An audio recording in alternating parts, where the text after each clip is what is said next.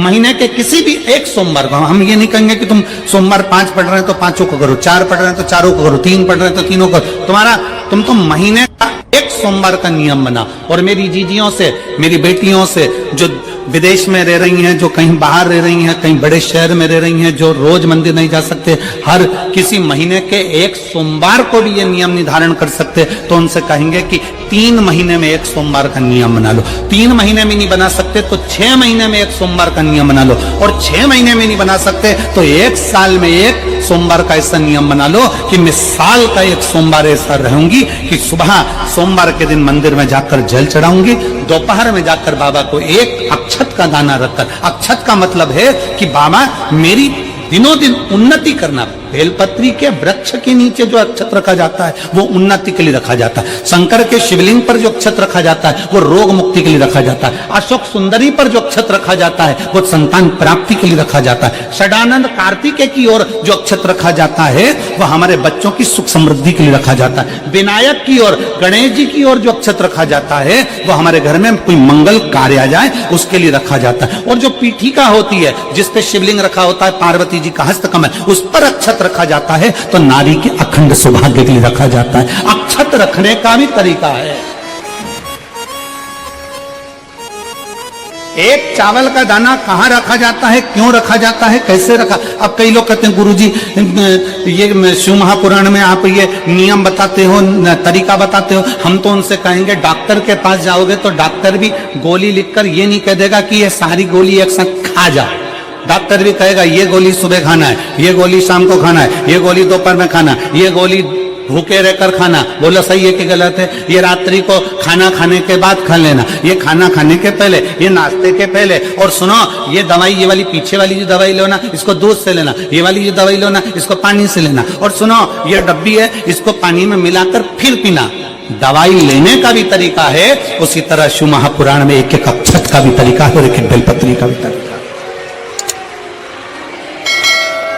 अब मान लो कई लोग कहते हैं गुरुजी आप ये तरीका बताते हो शिव पुराण के माध्यम से, कई लोगों के मन में संशय जागता है। तो अगर हम एक साथ चावल चढ़ा दे तो उसका क्या तरीका है। तो हमारा निवेदन है डॉक्टर जो दवाई ले एक ही बार में निपटा जाए, एक ही बार में खा ले। दवाई एक बार में पूरी खा गए असर नहीं करेगी, इसमें डॉक्टर का कोई दोष नहीं है। उसने तो बताया था ऐसे लेना, ऐसे लेना। और तुमने मैं डॉक्टर साहब ने पूछा दवाई पूरी ली, शाम की दवाई भूल गई थी, सवेरे की दवाई भूल गई थी, ये दवाई भूल गई थी। डॉक्टर कहेगा हमने तो नियम बताया था, तब तुमने नहीं खाई तो असर कहां से करेगी।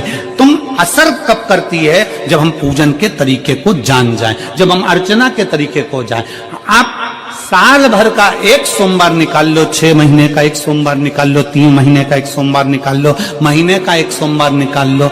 अपने से दिल में बन जाए तो एक सोमवार ऐसा निकालो जिसके 3 नियम धारण हो। पहला, उसी सोमवार जिसको कर रहे हो उस दिन सुबह जल चढ़ाना।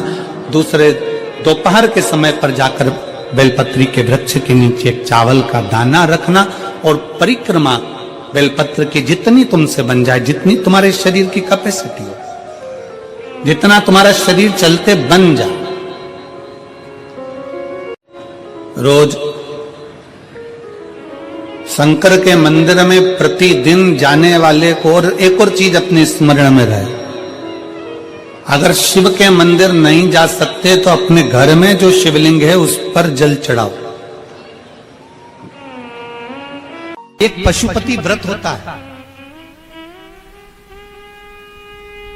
और वो व्रत ऐसा है कि उस व्रत को 5 सोमवार करना चाहिए, कोई से भी 5 सोमवार, जिसमें तुम्हारी मर्जी पड़े।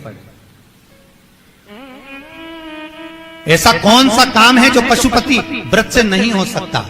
जब पशुपति अस्त्र मात्र भगवान राम के तरकश में रखे होने पर लंकाधिपति रावण के प्राण निकल सकते हैं, तो जीवन का वो कौन सा सुख है जो पशुपति व्रत से प्राप्त नहीं हो सकता। बस उसका नियम है 5 सोमवार करो, पहले सोमवार को करो चाहे दूसरे सोमवार को करो। जिस सोमवार को पशुपति व्रत करो सुबह शंकर जी के मंदिर में जाकर पूजन करो, अर्चना करो, अभिषेक करो, वो थाली को लेकर वापस घर में रख दो। सुबह फलार करो, शाम को वापिस उसी थाली को लेकर जाओ, उसमें 6 दिए लगाकर लेकर जाओ। दिए को जलाना नहीं है, केवल घी के दिए लेकर जाना है, थोड़ा सा मीठा। शिव महापुराण में, स्कंद पुराण में जो पशुपति व्रत बताया है उसका विधान, थोड़ा सा मीठा लेकर जाओ। शिव जी की फिर पूजन करो। पूजन करने के बाद में शाम के समय प्रदोष काल में पूजन करो। पूजन करने के बाद बाबा भोलेनाथ की आराधना कर कर 5 दिए शंकर जी के सम्मुख में लगा दो। जो मीठा लेकर गए हो उसके 3 हिस्से कर दो। 2 हिस्से मंदिर में चढ़ा दो, 1 हिस्सा और 1 दिया थाली में रखकर पूजन करने के बाद वापिस लेकर आ जाओ। घर के दरवाजे की देहली पर राइट हैंड में सीधे हाथ पर जो दिया लेकर आए हो उस दिए को जला दो और अंदर जाकर जो प्रसाद लेकर आए हो 1 हिस्सा उसको पाकर फिर भोजन प्रसाद ग्रहण कर लो। ऐसे पशुपति नाथ के 5 व्रत रहते हैं। ऐसा कौन सा कार्य है जो भोलेनाथ पूरा ना करता?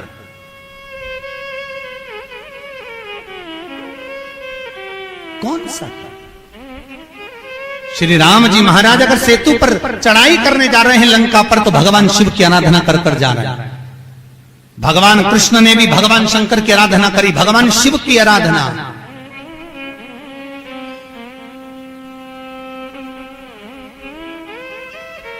शिवर्चन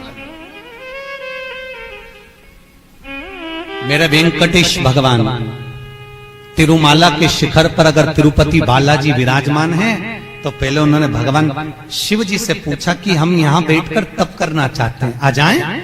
भगवान शंकर ने कहा आओ और तिरुमाला के शिखर पर बैठकर तप करो, साधना करो, आपकी मर्जी पड़े वैसे निवास करो। मेरे हरि, मेरे तिरुपति नाथ, मेरे बालाजी, मेरे वेंकटेश भगवान कहते हैं, मेरे नारायण कहते हैं, भोलेनाथ हम यहां तप करेंगे और दुनिया के लोग आएंगे तो क्या होगा? शंकर भगवान ने कहा चिंता मत करो, आप तिरुमाला के शिखर पर बैठकर तप करना, मैं कपिलेश्वर महादेव के रूप में बैठकर तुम्हारी रक्षा करूंगा। अगर आप तिरुपति गए होगे तो आपको मालूम होगा ऊपर तिरुमाला में मेरे नारायण हैं, तो नीचे कपिलेश्वर महादेव में मेरे शंकर बैठकर रक्षा कर रहे हैं। नाथ द्वारा चले जाओ। जब श्री जी बाबा के ऊपर आक्रमण किया गया,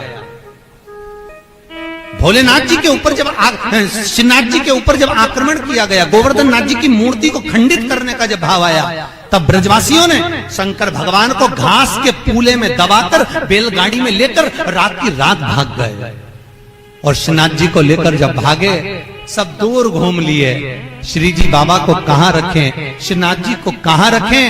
तब सब दूर घूमने के बाद मेवाड़ की भूमि में जब पहुंचे, तो शंकर भगवान से श्री जी बाबा ने कहा भोलेनाथ अब आप बता दो हम कहां रहे, बार बार घूम रहे हैं, कहां जाएं, किस जगह?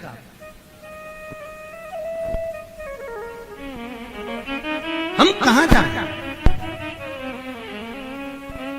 हम किस जगह पर जाएं, आप बताओ।